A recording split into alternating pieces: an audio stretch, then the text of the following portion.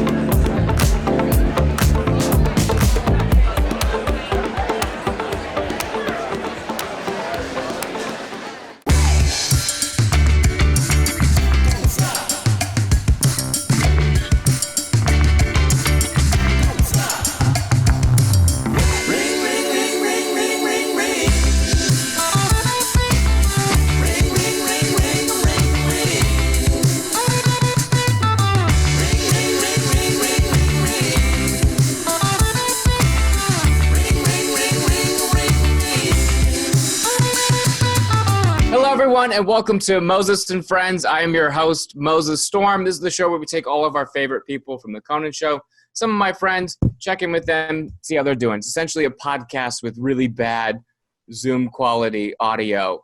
I hope you're having a good week. I am. I got to do my first real show this week for like real people. Still not a real show. You stand in the back of a flatbed truck because of the way that city permits work, and you yell at strangers below. Which is fine. It's like really fun, but it's not a great look for me to be yelling at a group of people from a flatbed truck. Like this head, this like, don't you know who my father is head. It looked like a hate rally. So I'm part of several alt-right groups now. My first guest, you know him from his Comedy Central special. He's got a sketch special with Comedy Central with Fahim Anwar called Goat Face. Please welcome the very funny Fahim Anwar. Fahim, how are you? Thank you. Hold for applause. Hold on. Talk about your career. What new let's talk about forms of multiple revenue? specials. I know. Hey, how do we survive in this COVID world, in these uncertain times, Moses? I don't know. It seems like you kind of knew how to pivot immediately. You do a lot of online videos. Really. Yeah, kind of. Like, I think you as a comedian too. It's like stand-up is our main jam. And then we have these other outlets like, all right, I'll do a dumb thing on Instagram or I'll do a tweet. And once the stage is gone, I guess you just kind of lean into what's still available. Yeah, because the stage, I think it still kind of works if you're a one-liner guy. But I think you and I mean, you on a much higher level, are very physical performers. A lot of it is like in your body, which you can't really do. Totally. And it's a conversation with the audience. So it's like if they're really liking something, that informs you go, oh, let me milk this. So it's this song and dance with an audience, and that kind of informs your act. So when you strip an audience away, you're kind of creating in a vacuum, and that's tough for a stand-up live performer. Yeah, because like a musician where you just play your 3-minute song, stand-up, if you're doing it right, when you get beyond like out of your head and you're doing it long enough, you're essentially asking the audience for permission every 15 seconds or so. To be like, can I keep talking about my dad dick? My dick sucks. Yeah. So you've seen my new stuff. Yeah, I've seen it. I had an hour. It was about to come out. We were about to tape. It was going to be called My Dick Sucks. And we had like MSG. We had that rented out. It was going to be 3 nights. Wow. Yeah, My Dick Sucks. And that's my big catchphrase. Oh, my God. But now it's like on hold. And then you had a merch already printed out. I have so many boxes of My Dick Sucks, and I don't know where to put it. I have some of it in my place right now, and it's not going to make sense when things open up. My dick is getting better. This shirt. And my dick is getting better. It's not even true anymore. It's a false narrative. It's completely healed since the accident. Totally. I mean, there's some very sad options. Like I was talking at the top. I mean, you could perform in a battle. You did the truck show, huh? Yeah, it's the best version. I heard it's good. I got asked to do it, but I think I was in Denver for that weekend or whatever, but I hear it's great. Oh yeah, you were in a COVID's fake protest in Denver. Forgot about that. Yeah. No, I did some charity gig. I did some like charity gig, and it was in an airplane hangar. And they were all in tuxedos. It was just like upper crust Denver. Yeah. I swear to God, it's like I was doing stand-up in a Bond movie. Insane. At the airport, I think all the hell gigs are things that we're essentially competing for now. Like, yeah, absolutely. Airport hangar, who books that? Like the tallest ceilings, like, the best thing for comedy is like in a basement, low ceilings, packed together. This was a hangar. Just like the voice just evaporates. They're sitting so far away from each other. But they were still happy. Yeah, it's like what can you do? Sometimes I think about stand-up comedy in yesteryear that we were just a distraction to shovel food and drinks into people's mouths. Yes. Like we were there to keep them in the seats long enough to pull up a dump truck and put it in their mouths. Yeah, people wonder like why do you do 45 to an hour of material? Because that's how long it takes to order a drink, some food, and then another drink. Yeah. That's what this art form is. No painting is fun. Like, totally. People can sit through and I love how nimble this art form is too, where like if they're a little late to putting the checks out on the table, they'll tell you they'll go like this, like go long, stretch it out. And then you just, do some more bullshit for 10 more minutes until everyone signs their checks. Nothing else. You couldn't do that like with a magician. Be like, keep more magic. More cards. Just get more cards. Introduce more decks. Just the magician just vamping, just trying to make some tricks on the fly. Yeah, that's why I feel like, I always cringe when people make the argument of like, let me say this is free speech. And it's like, it's chicken wing speech. It's just long enough. The thing is, I think there is that free speech thing and you should be able to, but it's up to you to jump over the hurdle of making it funny for the room. If like people are turned off all the time, you haven't done the work. Yeah. The real trick and the beauty of stand-up is taking that controversial idea or whatever your idea is and doing the gymnastics and massaging it enough where it's digestible for even someone who has opposing view. Like Bill Burr will do that all the time and it's great. Like they earn the laugh. You can still get your idea across. You just got to do the work instead of like free speech, man. You don't like it. People confuse just bombing with people that like free speech. Yeah, like your writing wasn't good enough. Don't pretend you're Bill Hicks or something. Right. I don't need structure. I'm screaming about. Or they don't get it. Like you're part of the problem.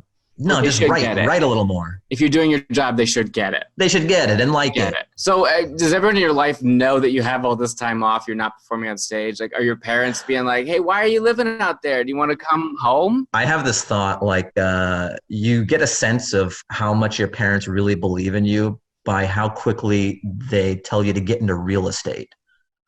You know what I mean? To like start selling houses. Yeah. Like for me, it was like a few days, like Corona. Yeah, the shutdown. Like a week later, like you should sell houses. Like, oh, you never believed in me. Like I'm finding out now. And I always like how that's the solution for like parents everywhere. It's just like, if your kid was like kind of a fuck up to begin with, you think they're going to kill it in the real estate market? Like suddenly they're going to be awesome. If someone can't be a comedian and muster the strength to work for 15 minutes a night and post some Instagram clips, what are the odds they're going to be free on a Sunday for an open house? Sure, you think they're going to be on Selling Sunset? Like, hey, thanks, Mom and Dad. I was spinning my wheels with this art stuff, but now I'm a world-class real estate agent. I'd love to show you some properties. Like, he's probably going to suck at that, too. Right. There's no way the women on Selling Sunset are actually selling those properties. I wouldn't buy a house after that very quick walkthrough where they're also having a huge fight. I'm like, well, that's the house for me. Yeah, I don't know. Like, they all look the same. Like, do you have to be gorgeous to sell houses? I think in LA, if you're selling that, because gonna be like, I want to show you some properties. There's one on Mulholland. It's got this open floor plan. You're gonna love it. Okay. All right. And are you take my card. Take my card. You know, talk it over with your wife. You don't want to make a rash decision. I'm not trying to pressure you, but I'm one of the best. And you live in this area? Well, I do mostly stuff in Torrance. But they gave me a shot at the big time here on Sunset. One of the women from the show, one of the they're all made up. They're busy right now. That's why they sent me to show you the property. It's the same property. It's just a different person showing it to you. My Ford Focus, I got to put money in the meter real quick. I'll be back. He's at the bottom of Sunset all the way down the hill. Yeah, can you give me a ride to my car? I've got to put money in my meter for my Ford Focus. Soaking wet. Dude, that's what I noticed too. Like, if you're a real estate agent, you have to, even if you're not doing well, you have to lease a bomb-ass car. It's all exuding this. Even if you're really good at what you do, you can't drive like a Honda Fit.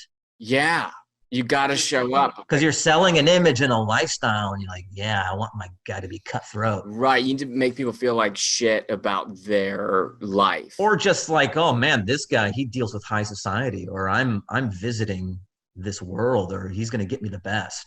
Like, you don't want a practical, like you do, but you want the fantasy of this Armani suit, Lamborghini real estate agent. Not the hell that I live in, showing up in a Honda. Yeah, you're like, this guy looks like out. me.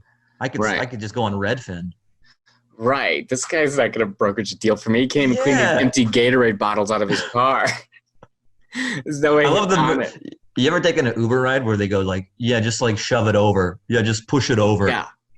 Hey, you had one job. Like, you're not my friend doing me a solid. This is a transaction. Like, hey, just push those rollerblades over. Hey, commit to the job.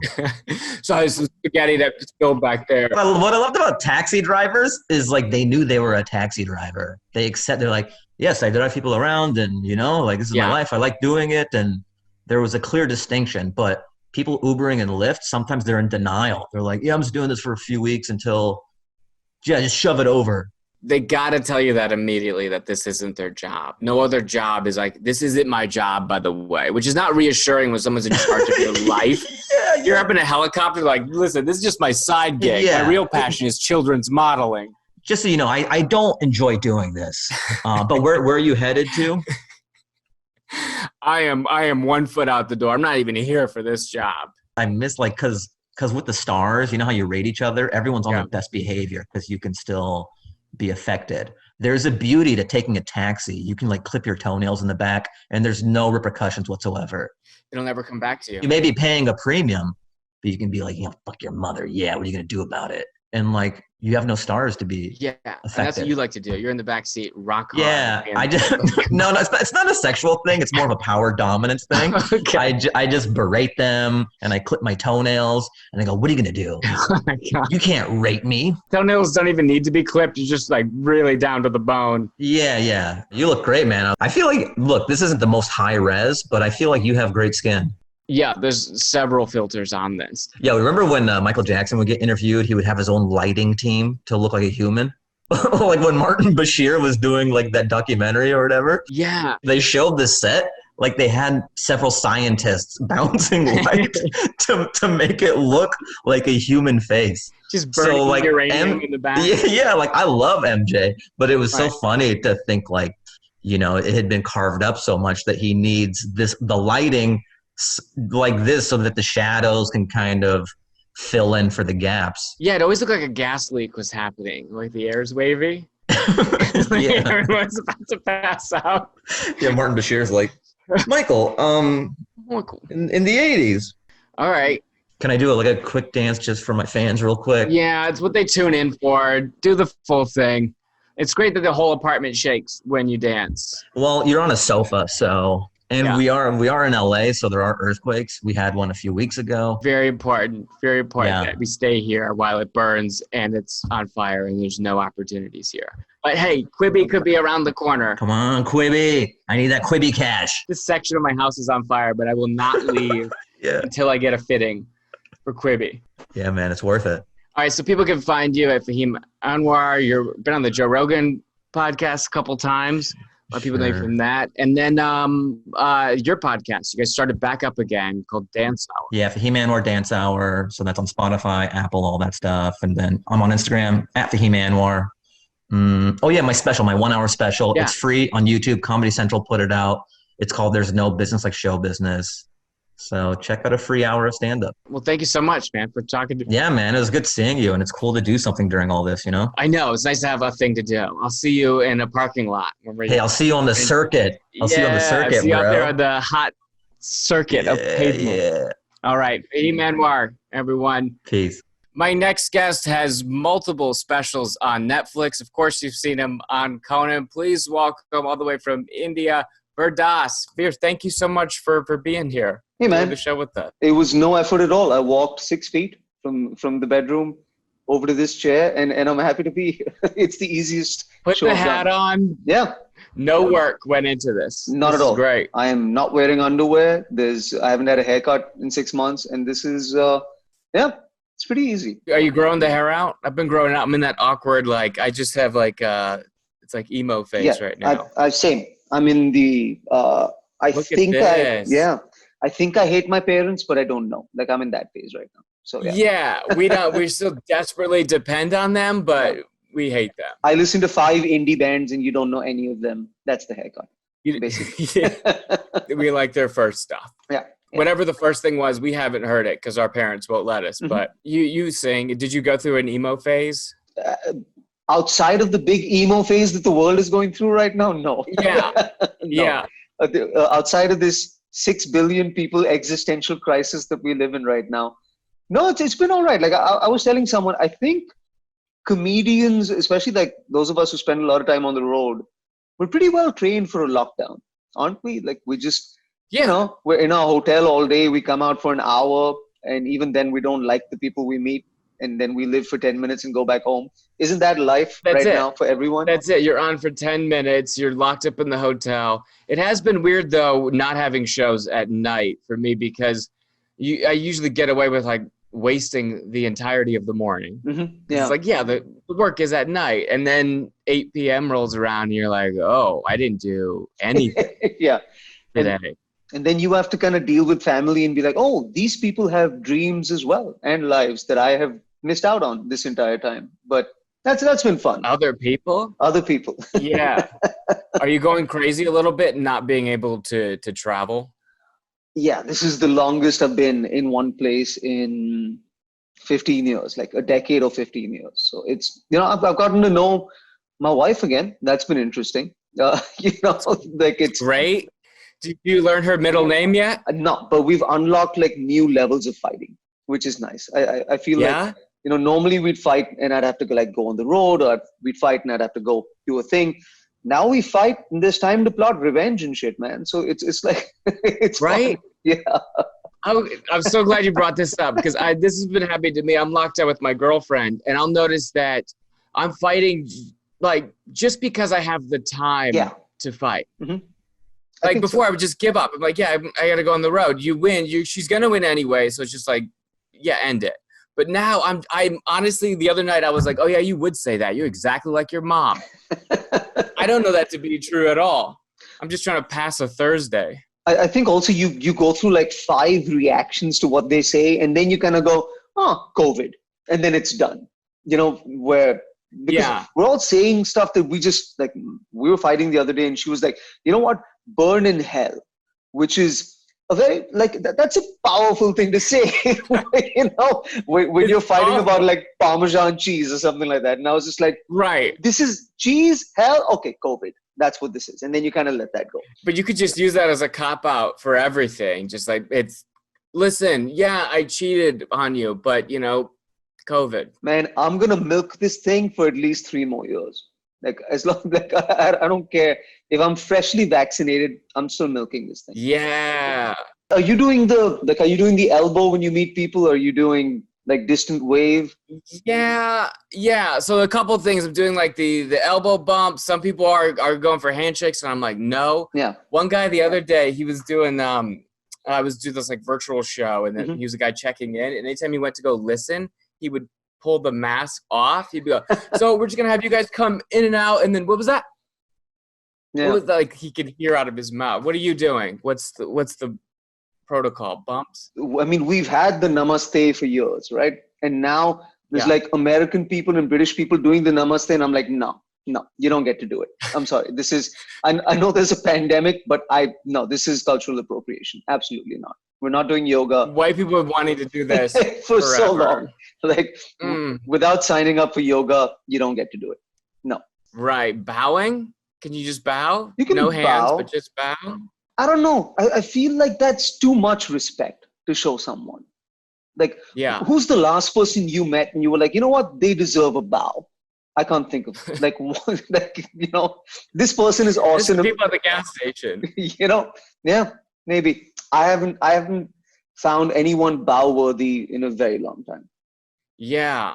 When the lockdown happened, so, you know, in India we have, you know, household help is a bigger thing in India, right? So everybody has like staff that kind of lives with them in the house. I mean, we learned that from you guys, but you kind of forgot about it on the way, and we just kind of kept it going.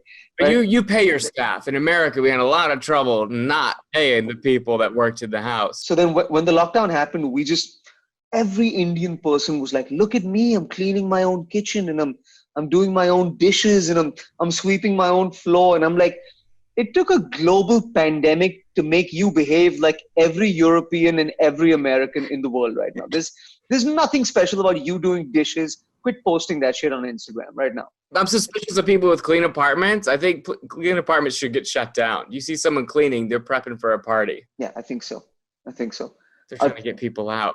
Is that not allowed over there? Are you not allowed to have like gatherings and like people over? Is that not allowed? But it's also America, so anything that's the rule, people are like, well, it's my right. So there's a lot of states here that have not locked down at all. Like at Florida, all for the last Texas, 6 months?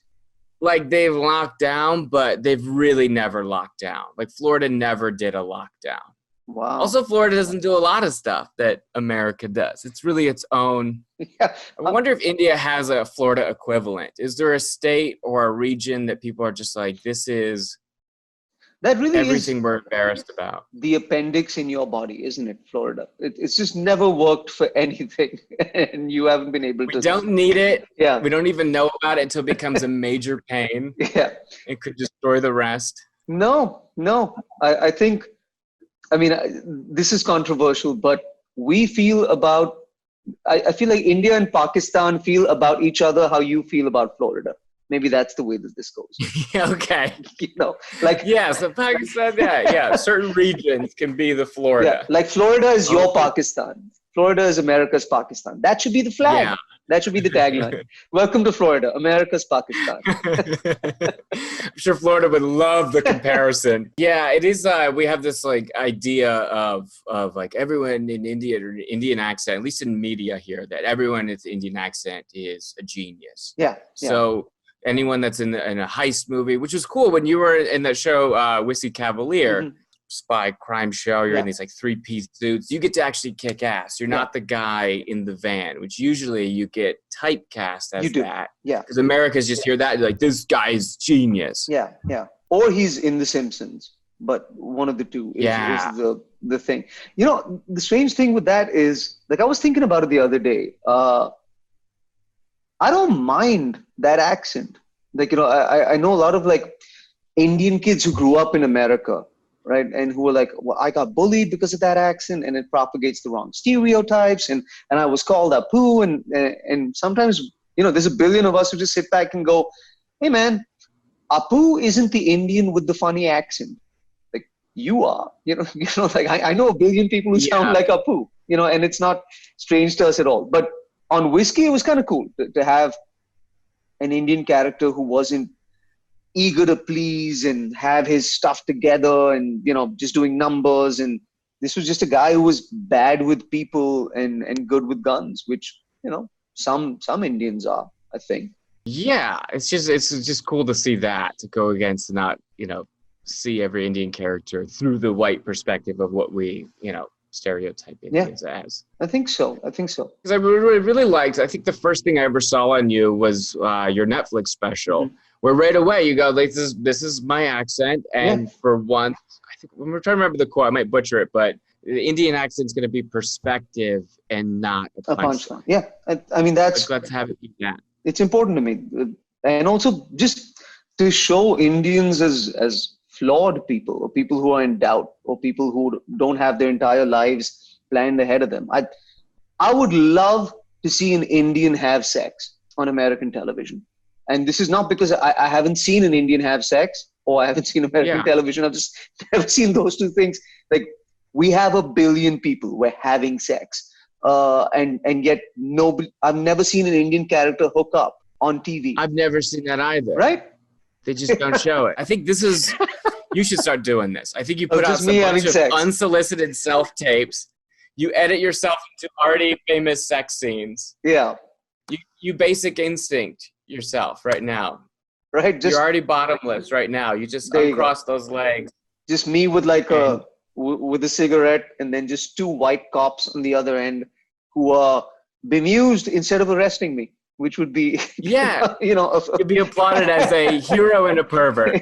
Yeah, I think so. Yeah. This is the direction. As your new manager, I would love to get you on tape and expose. Well, this was so much fun, Veer. Thank you so much for joining me on the show. It was really nice talking to you. I don't think I ever got a chance to really talk to you. I've seen all your stuff, and this is a lot of fun. It was a lot of fun as well. I hope to see you soon, and I hope the gigs go well, man. Like I hope you enjoy it and just eat it all up. I'm back out there. I'm trying to get to India. So if your people want to follow you and they want to maybe if you're starting this tour up, this is happening in January. In January, I'm the Veer Das on Twitter. Not because I'm arrogant, just Veer Das was taken, so I had to do that.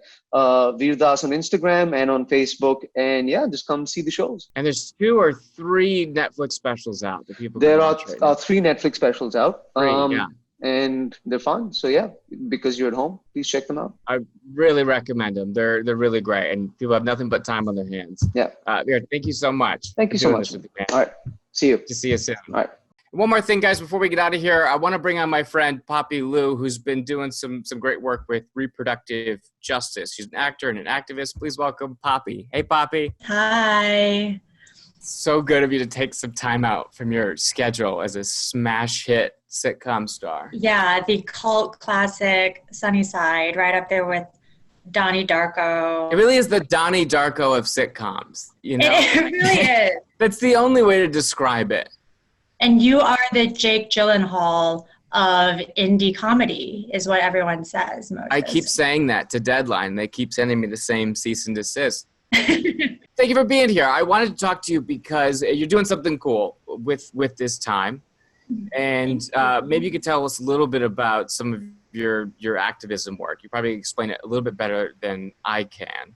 But it's around reproductive justice, which is a very important issue right now and is getting even more serious because of our recent Supreme Court whoopsie daisies. Yeah. So I serve on the board of a really incredible organization called Sister Song. Sister Song Women of Color Reproductive Justice Collective, and it is entirely led by Black, Indigenous, Latinx, and Asian Pacific Islander women of color and queer trans people of color, with the idea that like we need to be centering the most marginalized communities first if we're trying to create the liberated world that we are dreaming of. And the reason why it's reproductive justice is because kind of prior to this, the movement around like abortion was very much like a white second wave feminist like framework of it in terms of pro-choice and anti-choice. That's how like abortion was talked about, and that was sort of like the extent of the conversation about like body autonomy and rights. But the idea here is that, you know, you don't really have choice actually if you don't have access. You know, you don't have choice if you're facing state violence. You don't have choice if you're undocumented, and you can't like, and you're fearing deportation. You don't have choice if like, you know, you're incarcerated. So this is more about access. It's about meeting communities and people where they're at. And it's really shifting the conversation into a way that's looking more holistically at, Sister Song says it really great. They're like, it's about people's rights to have children if they want to, not have children if they don't want to, and to raise their families in safe and sustainable environments. That's the organization. They're the best. They're so great. More recently, during quarantine, I started a campaign within Sister Song called Asians for Black Births, which is in support of the work that Deputy Director Leah Jones at Sister Song is doing. That's called the Birth Justice Care Fund, which is just like providing direct funds for right now, like primarily Black mamas and caregivers in Georgia, just support around birth, postpartum, labor, doula needs, like midwives, etc. And so this campaign, Asians for Black Births, is like really rallying my Asian American and Asian Pacific Islander communities to be supporting this work. And it's not just a fundraiser. We're hoping that like we're using this to like actually kind of share information with Asian American communities who like historically have been very complicit with whiteness, have really not examined their own proximity to whiteness, have like not always shown solidarity with Black and Brown communities, and like really asking ourselves during this moment to be like, we need to look at our own histories and our own complicities to understand how we show up as like migrants at like in this moment in time. Okay, so as far as the organization goes, it's helping people with actual resources, or some of the money is going towards sometimes just supporting some of these? Yeah, so the Birth Justice Care Fund is direct monetary support for people that are giving birth. But Sister Song at large, they do all sorts of things, including court cases. Well, you're doing really great work, and you're honestly making us look bad for not doing the same. So if people want to support Sister Song and the work you're doing, which you've already raised a lot of money, where can people find you if they want to help out? For Asians for Black Births, you can go to @Asians for Black Births on Instagram, and there's a link that goes to the GoFundMe. And yeah, learn more about Sister Song. They're on Instagram @sistersong_WOC, and sistersong.net. So go there. Let's tell everything. Go there. Okay, thank you so much for talking with us and educating us and letting us know what we can do to help, because there's honestly so many things out there that just to narrow it down is great. Love you, Moses. Thank you. Love you too. Thank you so much. It's good seeing you. Poppy Liu, everyone. The organization is Sister Song. Mwah. That's going to do it for us. We appreciate you guys joining us for the show. Huge thank you to Fahim Anwar, Veer Das, and of course, Poppy Liu. Thank you. We'll see you soon.